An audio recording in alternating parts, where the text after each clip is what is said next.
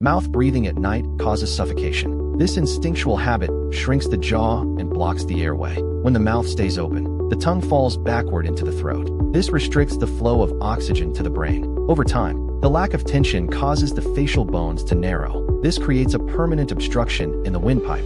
You will experience chronic snoring and heart stress. This behavior leads to a significantly higher risk of stroke. To survive, practice nasal breathing during the day. Use specialized mouth tape to ensure a seal during sleep. Ensure your head is properly aligned with a firm pillow. Seal the lips. Keep the airway open.